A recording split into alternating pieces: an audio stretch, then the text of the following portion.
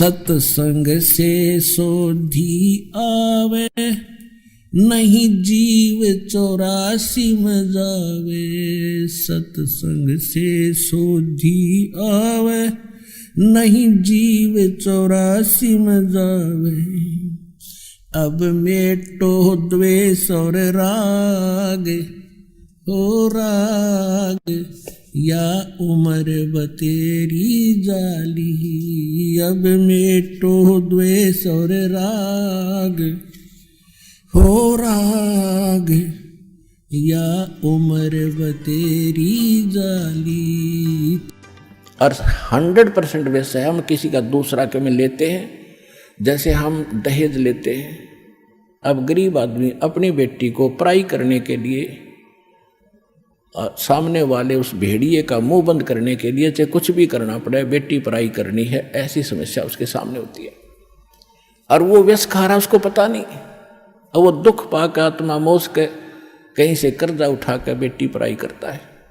अब हमने ये प्रतिज्ञा करनी है कि ना दहेज लेंगे ना देंगे, चाहे ब्याह हो चाहे ना हो। और क्यों, कैसे ना होगा? वाह भाई वाह, भगवान ने संस्कार जोड़ रखे, उसने मिटा कौन देगा? वो तो जबरदस्ती होगा, ना चाहते हुए भी होगा। ये तो हम बकवाद करते हैं, सिर्फ इन पैसे वालों ने शुरू की थी, मायादारी मस्करों ने। और मीडियम स्तर के गरीब व्यक्ति तो बेमतलब उस परंपरा में पीछे जाते हैं। तो हमने ये नहीं करना है, क्योंकि ये फिर हमने देना पड़ेगा अगले जन्म में। तो हम ये संस्कार घटाएंगे बढ़ाएंगे नहीं। यदि भक्ति करनी है, नहीं तो वे करो जो तुमने कर रहे हो, थारी मौज है। फिर भक्ति और मोक्ष की इंतजार मत करिए। यदि मर्यादा भंग करके चलोगे तो मर्यादा में रहो, आप भी सुखी, आपके बच्चे भी सुखी, आपकी बेटी भी सुखी रहेगी, क्योंकि आप उसको भगवान से जोड़ दो। जब भगवान साथ होगा तो उसकी कमी किस चीज़ की रह जाएगी? जब नितर भक्ति सच्चे मन तक करेगी, वह लगन से रहेगी, मर्यादा में रहेगी, अगले कुल को भी सुधार देगी हमारी बेटी। जा करके उनको विवश होना पड़ेगा उसकी साधना को और उसकी नेचर को देख करके। तो इसी प्रकार ये प्रचार होगा।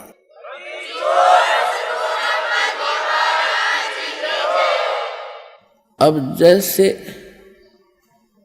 एक समय परमात्मा यही ज्ञान दिया करते जो दास आज दे रहा है, अब दास का पीछा थोड़ा सा छूट गया।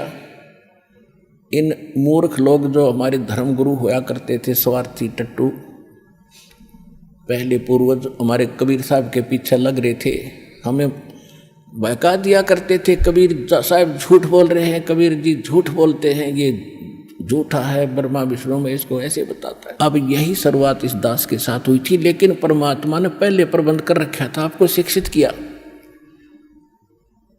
और वो शिक्षा आज काम आ गई। इंस्ट्रूमेंट साथ बनवा दिए दास के साथ साथ। अभी ये 2000 के बाद बने सारा, ताकि आप इन सदग्रंथों को खुद समझो, और खुद समझे तो आज मेरे साथ होगे। संघर्ष छोड़ दिया और ज्ञान का ऊपर संघर्ष खत्म होगा। और आज ये विश्व में फैल रहा है, निर्बाध फैलेगा, क्योंकि यह सच्चाई है, भगवान का वचन है, इसको कोई रोक नहीं सकेगा। अगर इसको कोई रोकने का व्यर्थ प्रयत्न करेगा तो वो अंधा गधा होगा।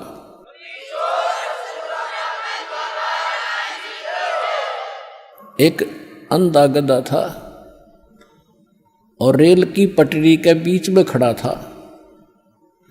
उधर से ट्रेन आ गई, कुछ दूरी पर थी। उसने सोचा, अंधे गधे ने, कि ये तेरी तरफ कोई आ रहा है तुझे डिस्टर्ब करने के लिए।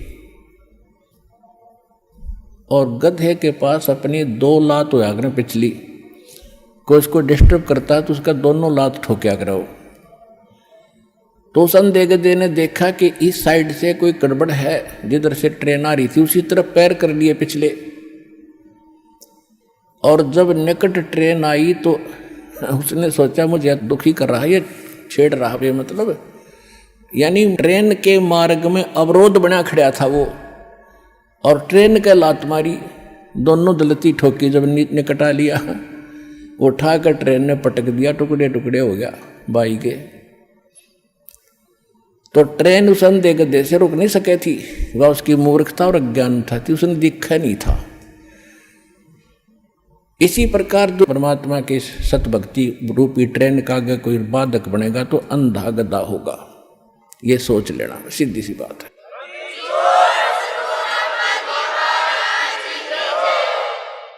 तो पुण्यात्माओं, हमारे साथ समर्थ है, हमारा उद्देश्य किसी का बुरा करना नहीं है, स्वप्न में भी नहीं सोचते हम किसी का बुरा। हम तो विश्व कल्याण का उद्देश्य लेकर इस मार्ग पर कदम रखा दास ने, मालिक के सहयोग से। उन्हीं का वचन है कि पूरा विश्व में ये ज्ञान फैलेगा, कबीर साहब रहेंगे, सतनाम सब जाप करेंगे और पूरा विश्व एक होगा। ये सीमाएं देशों की समाप्त हो जाएंगी, टुकड़ा में अलग से व्यवस्था अलग बनी रहेगी। हम सब एक परमात्मा के बालक हैं, हिंदू मुस्लिम सिख ईसाई जितने भी प्राणी हैं। जीव हमारी जाति है, मानव धर्म हमारा, हिंदू मुस्लिम सिख ईसाई धर्म नहीं कोई नारा, हमारा ये नारा है, हमारा ये उद्देश्य है। और ये भगवान ने कह रखा है कि ऐसा होगा जब हम भगवान के लिए तो भटक ही रहे हैं, भगवान के लिए हम भिन्न भिन्न बने, कोई ईसाई बना, कोई मुसलमान बना, कोई सिख बना, कोई हिंदू बना। और भगवान जब हमें सामने पिक्चर होगी तो हम भगवान के लिए फिर एक भी बनेंगे, इसने कोई रोक नहीं सकेगा। और शांति होगी, ये आपसी झगड़े खत्म होंगे, धर्म के झगड़े खत्म होंगे, सीमाएं के झगड़े खत्म होंगे।